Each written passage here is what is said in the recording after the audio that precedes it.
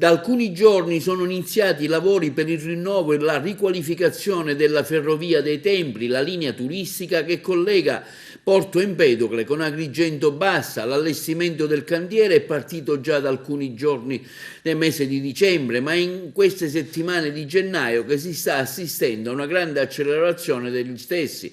Mercoledì molti agrigentini hanno notato diversi spostamenti di mezzi e di lavoro ferroviari e movimenti sia ad Agrigento Centrale che lungo la sua linea. La stazione di Porto Empedocle offre un colpo d'occhio in questi giorni ancora più particolari.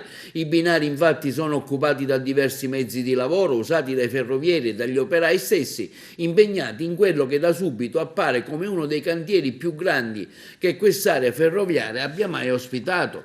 I lavori sono stati avviati da Rete Ferrovie Italiane su input della Fondazione Ferrovie dello Stato.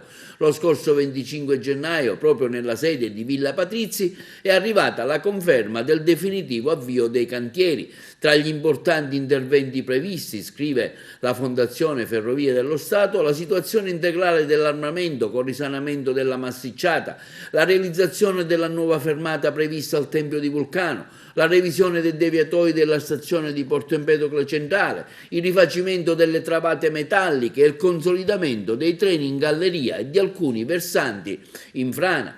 Un intervento quindi a 360 gradi capace di potenziare e mettere in sicurezza una linea che sotto il profilo turistico negli anni recenti ha visto crescere il numero di utenti e che ha delle grandi potenzialità anche sotto il profilo commerciale. La linea dei Templi, è bene ricordare, oltre che ad attraversare il parco archeologico della Valle dei Templi, collega il porto di Porto Empedocle con il centro della città di Agrigento, innestandosi inoltre nelle linee per Palermo e Caltanissetta.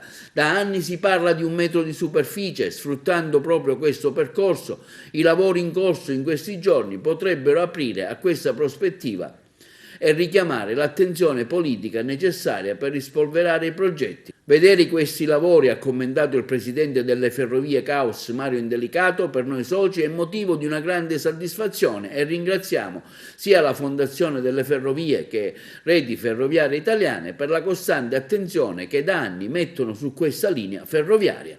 I lavori, conclude Mauro Indelicato, permetteranno di aumentare l'offerta turistica e sono anche importanti in prospettiva di un'offerta commerciale a tutto tondo.